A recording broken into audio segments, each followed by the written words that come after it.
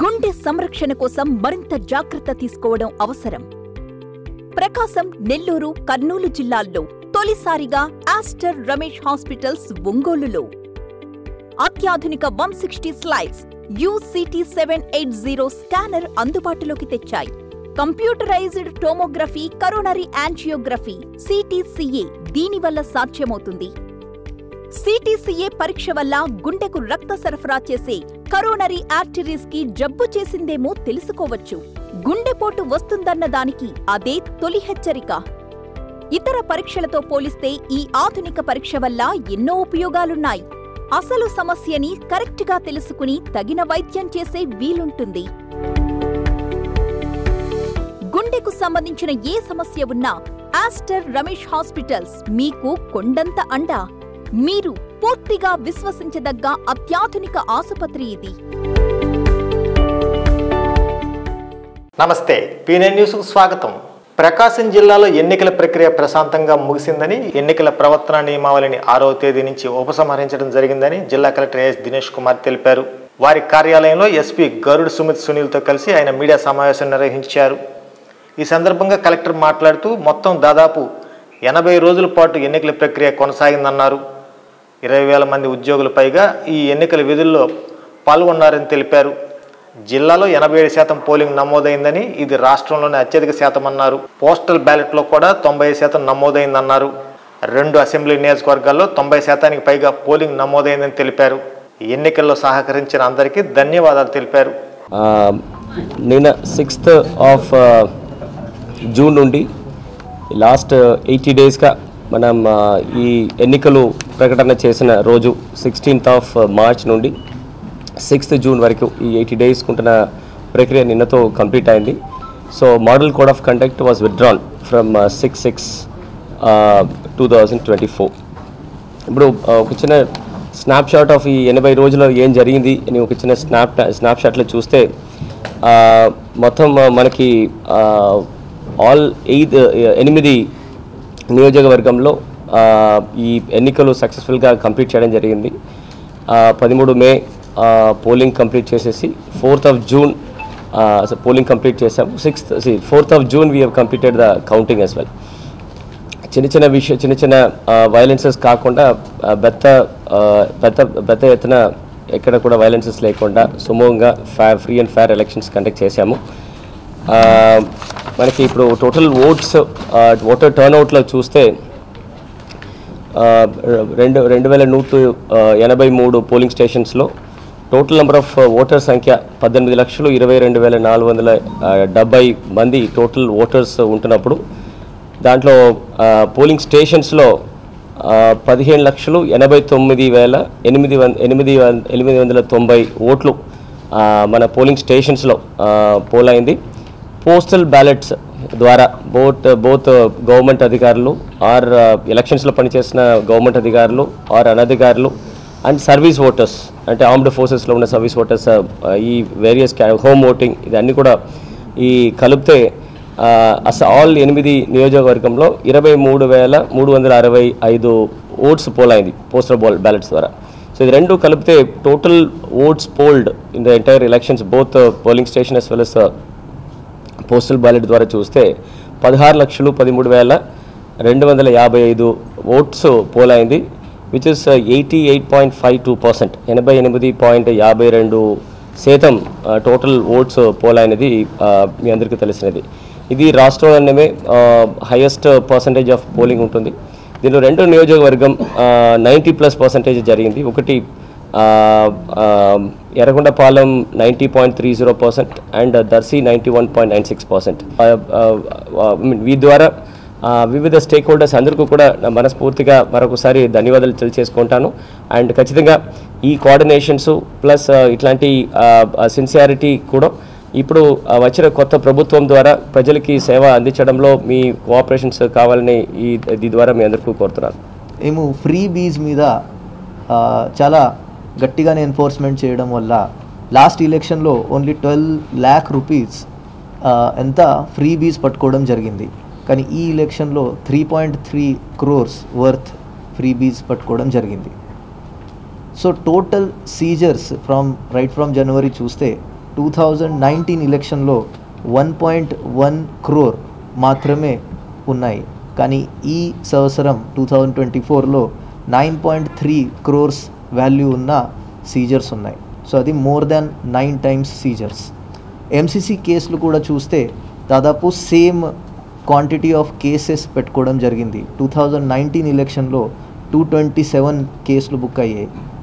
2024 ఎలక్షన్లో 213 కేసులు బుక్ అయ్యాయి. ఇందులో ఎన్ఫోర్స్మెంట్ గురించి చెప్పాలంటే ప్రకాశం డిస్ట్రిక్ట్లో ఎప్పుడూ వేరే మొత్తం ఆంధ్రప్రదేశ్లో జస్ట్ సింగిల్ కేసు ఉంది.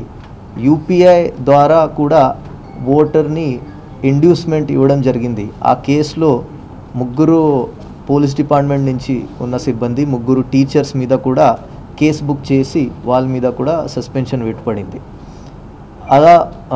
అదేవిధంగా లిక్కర్ బేస్డ్ కేసులు కూడా దర్శిలో ఒక డిపిఎల్ లిక్కర్ కేసులో 2300 లీటర్స్ లిక్కర్ ఒకటే కేసులో పట్టుకోవడం జరిగింది. అదేవిధంగా కొన్ని బార్ అండ్ రెస్టారెంట్ల మీద కూడా లీగల్ యాక్షన్ తీసుకొని సీజ్ చేయడం జరిగింది.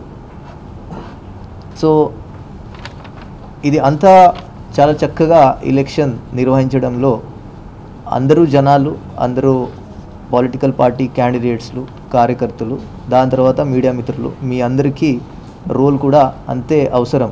సో ఇప్పుడు కూడా కోడ్ అయిపోయిన తర్వాత కూడా అందరూ ప్రశాంతంగా అందరూ ఉంటారు. దాని తర్వాత కూడా మేము బందోబస్తు కంటిన్యూగా చేస్తూ ఉంటాము. సాంస్కృతిక సేనాని డప్పు చంద్రమని విరసం జాతీయ నాయకులు జి కళ్యాణరావు అన్నారు. 40 ఏళ్ల పాటు ప్రజా కళామండలి డప్పు కళాకారుడిగా అనేక ఉద్యమాల్లో పాల్గొని ప్రజలను చైతన్యపరిచిన డప్పు చంద్రం చిరస్మరణీయుడని అన్నారు. డప్పు చంద్రం సంస్మరణ సభ ఈ నెల 9న అలకూరుపాడు గ్రామంలోని పుల్లారెడ్డిపాలెంలో నిర్వహిస్తున్నట్టు తెలిపారు. ఈ సందర్భంగా సిపిఐ కార్యాలయంలో సంబంధించిన కరపత్రాన్ని ఆవిష్కరించారు. 9వ తేదీన పుల్లారెడ్డిపాలెం ఆలకూరుపాడు దగ్గర జరుపుతూ ఉన్నాం. ప్రజాకళా మండలి ఈరోజు డప్పు చంద్రాన్ని ఈ విధంగా ప్రచారం చేయడానికి, ఈ విధంగా ఆయన సంస్మరణ సభ చేయడానికి కారణాలు చాలా ఉన్నాయి. కారణం ఏంటంటే ఒక అగ్రకులంలో పుట్టి కింది కులాల దగ్గరికి వచ్చి తన జీవితం, తన కార్యాచరణ మొత్తం కూడా 4 దశాబ్దాల పాటు ఈ కింది కులాల శ్రేయస్సు కోసం, ఈ దేశంలో దళిత, ఆదివాసీ, ముస్లిం, మైనార్టీ, బడుగు బలహీన వర్గాల ప్రజల కోసం, వాళ్ళ చైతన్యం కోసం తను అహర్నిశలు కృషి చేసిన మనిషి కనుక ఈరోజు అతని గురించి మాట్లాడాల్సిన అవసరం, అతనికి నివాళులు అర్పించాల్సిన అవసరం ఎంతైనా ఉందని ప్రజాకళా మండలి భావిస్తూ ఉంది. ఆ ఉద్దేశంతో ఈరోజు ఆయన సంస్మరణ సభ 9వ తేదీ జరుగుతూ ఉంటే ప్రెస్ మీట్లు కానీ, ప్రజల్లో గ్రామాన ప్రచారం చేయడం కానీ చేస్తూ ఉన్నాను. ఎందుకంటే ఆయన ఎక్కడో పుట్టి ఎక్కడో పెరిగి ఆయన చనిపోయేంతవరకు కూడా ఆయన ఏ కులమో, ఆయన ఏ ఊరో, ఆయన తల్లిదండ్రులు ఎవరో కూడా తెలియనంత ఇదిగా ఆయన చనిపోయాడు. అంకితం చేసినటువంటి వాడు. అలాంటి డప్పు చంద్రాని జననాట్య మండలి నుంచి ప్రజాకళామండలిలోకి వచ్చి, ప్రజాకళామండలిలో వీళ్ళు చేసుకున్నటువంటి ప్రతి ప్రోగ్రాంలో తను ఉంటూ ప్రజల కోసంగా తను పాట రాస్తూ, తను పాడుతూ ప్రజల కోసంగా జీవించినటువంటి వ్యక్తి డప్పు చంద్ర. ఆ డప్పు చంద్ర సంస్మరణ సభ ఆలకూరుపాడులో పుల్లారెడ్డిపాలెం దగ్గర రేపు 9వ తేదీ జరుగుతుంది. అందరూ ఆ సభకి హాజరై ఆ అమరుడికి ప్రజల కోసమే జీవించినటువంటి డప్పు కొడతారు, పాట పాడతారు. డప్పు ఎలా వచ్చింది ఏంటనేది వాళ్ళు తెలియదు, దానికోసం ప్రయత్నం చేయరు. కానీ తను డప్పును తయారు చేసి తన డప్పు మీద పాట పాడి చేసి ఎక్కడ కార్యక్రమం జరిగినా ఎవరు క్లాసులు పెట్టుకున్న వాటికి అటెండ్ వస్తాడు. నా సంఘం, నా బ్యానర్ అనేటువంటి నా సిద్ధాంతం అనేది కాకుండా అతనికి ఒక రాజకీయ సిద్ధాంతం ఉంది. కానీ ప్రజల కోసం ఎవరు పని చేసినా కూడా అక్కడ పోయి పాడతాడు, అక్కడ క్లాసులో నేర్పిస్తాడు. అలాంటి అంబేద్కర్ కావాలి. ఈరోజు గ్రూపులు, ముఠాలు, చీలికలు, నాయకులు పెరుగుతున్న పరిస్థితి. ఇలాంటి పరిస్థితిలో చంద్రబాబు గురించి ఈ 3 క్లాసు, డి క్లాసు అట్లా ఉద్యమంలో ఎవరితో చేసినా సరే సారూప్యత కలిగిన వాళ్ళందరి దగ్గరికి పోయి వాళ్ళ కోసం పేదల కోసం పనిచేసిన చంద్ర నిరంతరం ప్రజల మధ్య చనిపోయినా కూడా ప్రజల మధ్య బతికుండాలనే ఉద్దేశంతో ఆ సభని జరపాలని నిర్ణయించారు. ఆ విధంగా అందరికీ చంద్రాని చనిపోయినా కూడా పరిచయం చేయాలనే ఉద్దేశంతో ఆ సభ జరుగుతుంది. ఆ సభకి 100 మంది పైగా కళాకారులు పాడటానికి ఆడటానికి వస్తూ ఉన్నారు.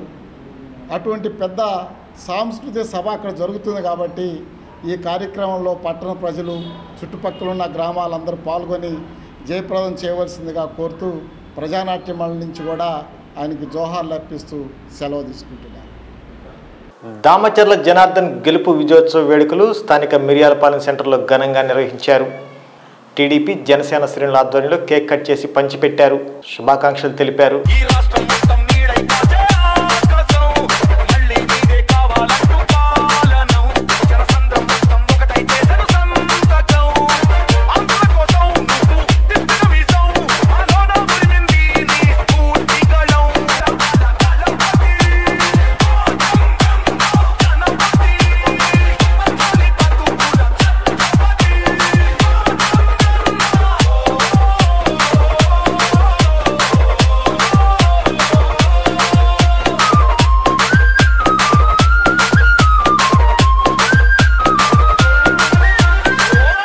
Song mixed by Mahesh Media.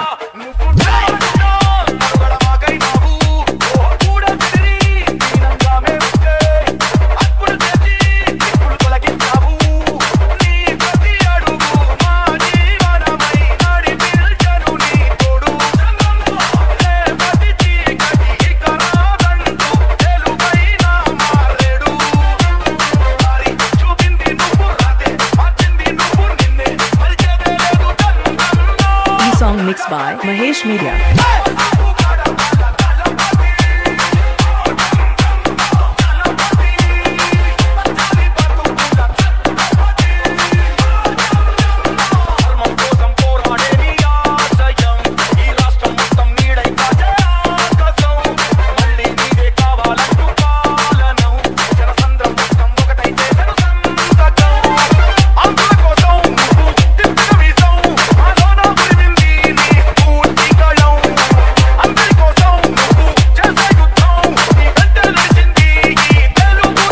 Song mixed by Mahesh Media.